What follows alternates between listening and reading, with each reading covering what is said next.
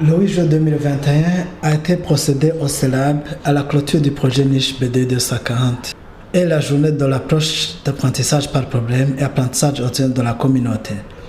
Expérience de la faculté de médecine de l'Université du Burundi. Dans son discours de bienvenue, le recteur de l'Université du Burundi a brossé les grandes réalisations du projet Niche dans les 3 facultés de médecine du Burundi.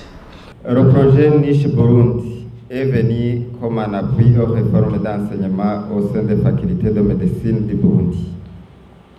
Il est mis en œuvre par les facultés de médecine du Burundi et le consortium néerlandais Synode Global est financé par le Royaume des Pays-Bas à hauteur d'à peu près 3 millions d'euros. C'est un projet qui est venu au moment où le Burundi opérait un basculement dans le système BMD, aussi appelé LMD, qui est un des chantiers majeurs dans l'enseignement supérieur dans un bon nombre de pays à travers le monde.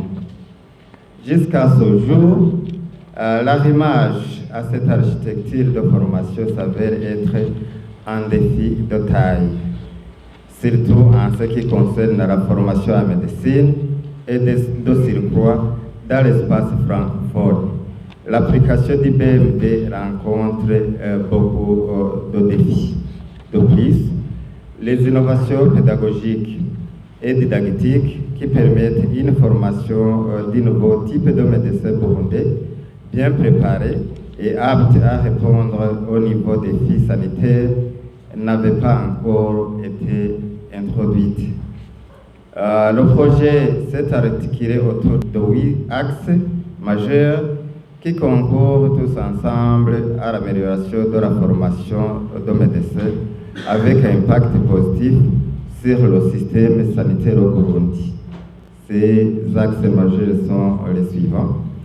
Il y a le montage et la mise en œuvre du curriculum complet en médecine selon la démarche pédagogique PBL-COBES, l'inclusion de la santé sexuelle et de la reproduction dans les parcours de formation pour la dimension sociale et la dimension médicale. L'institutionnalisation de la bonne gouvernance et de la culture de la qualité au sein des 3 facultés pour une mise en œuvre adéquate du programme de formation en médecine. Le renforcement des capacités de personnel des 3 facultés dans ce rôle de gouvernants et d'enseignants, chercheurs, des encadreurs sur les lieux de stage des étudiants. La promotion de la recherche avec un accent particulier pour la santé de la reproduction et y afférent les avancements des carrières des enseignants-chercheurs. La prise en compte du genre et du marché de l'emploi à tous les niveaux dans les 3 facultés, le réseautage avec les communautés sur le plan de la formation-recherche, les parties prenantes clés du système d'enseignement de médecine au Burundi, les partenaires à l'international, les investissements adéquats et durables pour la mise en œuvre de la formation. Le secrétaire exécutif et permanent à la Commission nationale de l'enseignement supérieur au Burundi, qui a représenté le ministre empêché, a martelé que parmi les missions phares accomplies par le projet figure le renforcement des capacités du corps enseignant. Grâce à ce projet, une approche pédagogique innovante a été introduite au Burundi. C'est l'apprentissage par problème et l'apprentissage au sein de la communauté dans nos facultés de médecine. Je parlais donc de cette approche qui met l'étudiant au centre pour l'apprentissage de savoir-faire et des compétences. Elle revêt la dimension cognitive, reposant sur la théorie de l'apprentissage fondée sur l'expérience. La dimension collaborative qui implique un apprentissage centré sur l'étudiant est fondée sur la psychologie sociale et les théories de l'apprentissage. La dimension du contenu, incluant l'interdisciplinarité et l'exemplarité dans le choix des méthodes, des théories et des problèmes du monde réel. Les facultés se doivent de maîtriser et de s'approprier de cette approche pour que nos futurs lauréats soient vraiment des détenteurs de compétences nécessaires pour répondre aux besoins sanitaires de nos populations. Je citerai entre autres le cas du médecin 5 étoiles défini par l'OMS, garant des soins de qualité, communicateur, décideur averti, partenaire de santé publique et gestionnaire. Durant la période qui vient de durer le projet, il y a eu pas mal d'acquis, entre autres. La nouvelle approche d'apprentissage par problème, débutée avec l'année académique 19-20 à l'Université du Burundi et avec cette année académique encore avec les universités soit d'Afrique et d'Angozi. Les capacités renforcées au niveau du corps enseignant, avec 9 enseignants déjà, avec une collation de grade de CAMES comme maître assistant et 5 autres en instance de collation. Avec la collation de grade du CAMES, il y a l'augmentation de la visibilité de nos universités au sein de cet espace d'enseignement supérieur composé de 19 pays pour le moment. 13 projets de recherche avaient reçu un financement grâce au projet Nietzsche. Le coordonnateur Nord a rendu public les différents partenaires qui se sont impliqués dans la réussite du projet. Ce projet a, depuis lors, œuvré durant ces 4 années écoulées au renforcement des capacités sous plusieurs facettes des 3 facultés de médecine impliquées, de sorte à les aider à pouvoir former un nouveau type de médecin burundais capable et volontaire de servir les communautés aussi bien dans les villes que dans les campagnes. Comme vous le savez, dans cette action, SINOP, un cabinet néerlandais d'expertise et d'appui conseil dans la formation professionnelle, a joué le rôle qui est le sien, à savoir celui d'un prestataire au niveau des Pays-Bas qui a appuyé les porteurs burundais du projet dans sa mise en œuvre. SINOP a été épaulé dans cette tâche immense par ces 3 partenaires du consortium néerlandais que sont l'Université de Maastricht, Corded et Skills Medication. Ces partenaires ne sont pas physiquement présents ce matin, mais je puis vous assurer qu'ils sont de cœur et d'esprit avec nous. Les partenaires du projet Niche Burundi 240 se sont attelés à sa mise en œuvre conformément au cahier de charge. Je ne vais pas revenir sur l'historique ou sur les détails des composantes et des atteintes du projet que nous clôturons aujourd'hui. L'évaluateur indépendant viendra, je n'en doute pas un seul instant, nous faire un exposé détaillé de tous ces éléments sur la base de son travail d'investigation et d'analyse.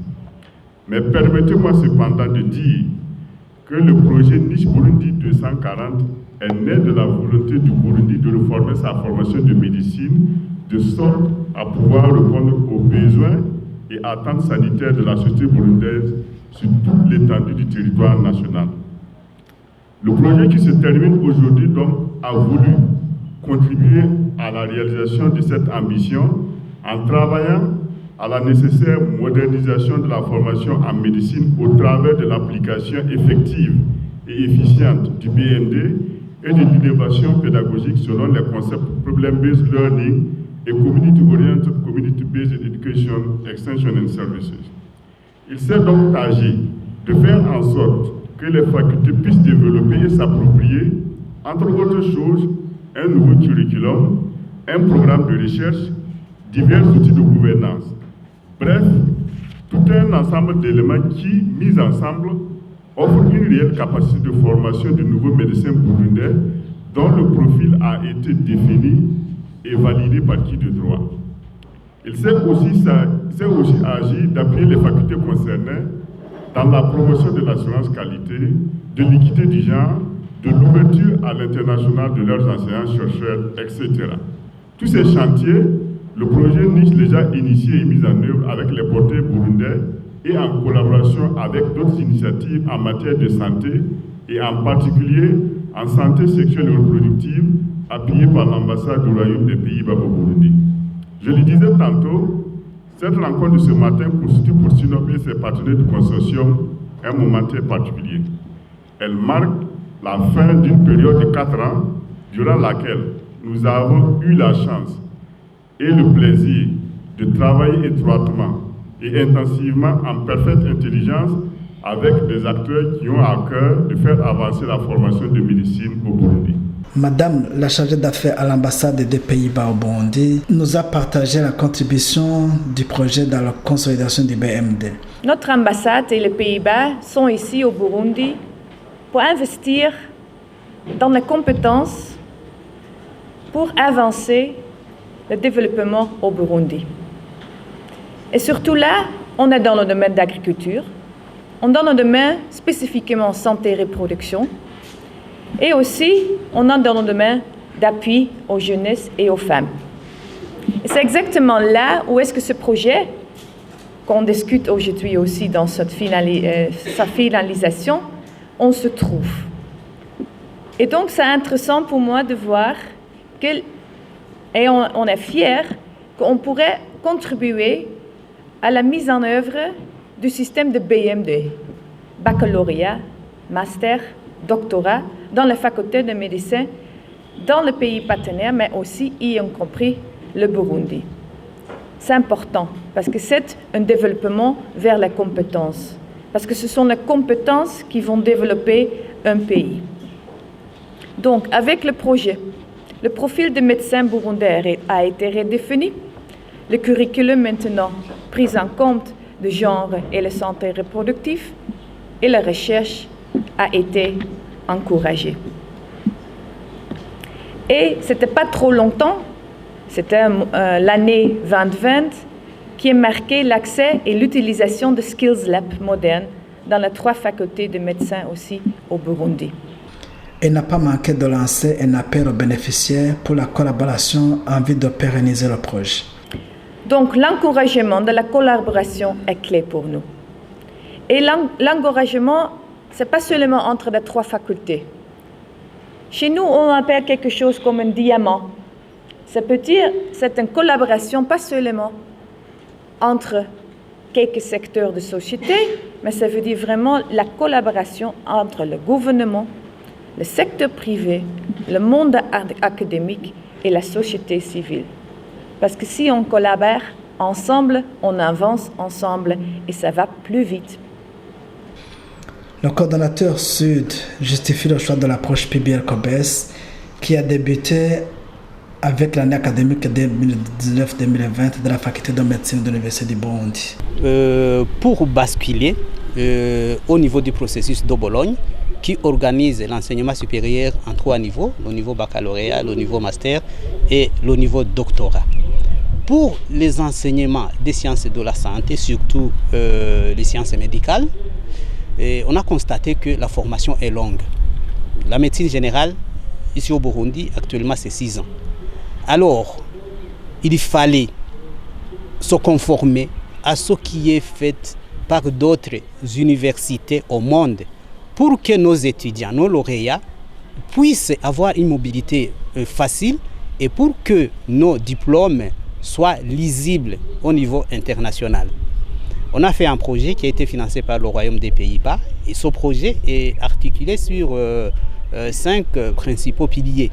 Le premier pilier, c'est la réforme, appui à la réforme des enseignements des facultés de médecine au Burundi, et pour les facultés de médecine de l'Université du Burundi, de l'Université Espoir d'Afrique et l'Université d'Ongozi. Alors, on a refait l'élaboration de l'offre de formation sans changer l'essence de la matière. La matière à enseigner, c'est la même matière, mais comment l'agencer et comment l'enseigner. On a fait la pédagogie de l'intégration, c'est-à-dire on a intégré ce qu'on appelle les cours actuellement pour faire des axes de formation.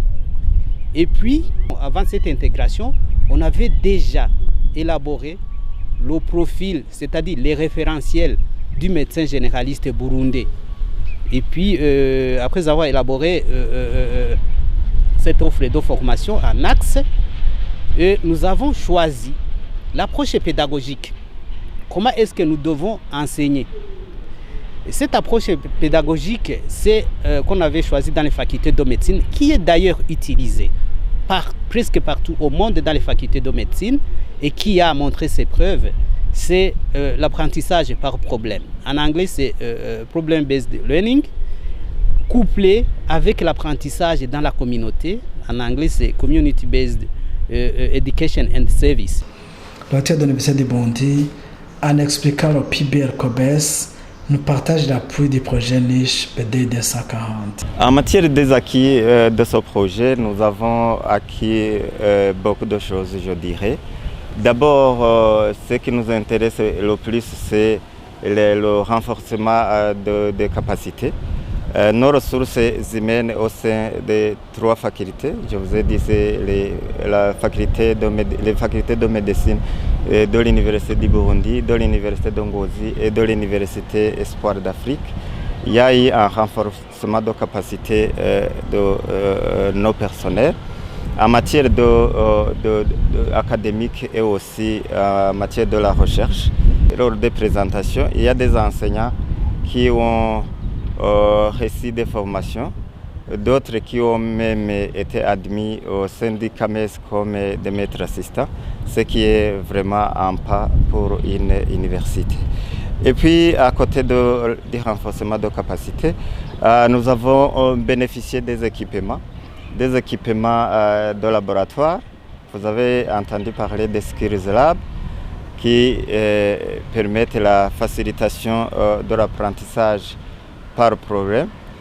Et aussi, nous avons reçu du matériel roulant. Vous avez entendu qu'on a bénéficié d'un véhicule IRIX et aussi d'un bus 30 places qui va permettre le transport de nos étudiants vers ces communautés en cas de besoin.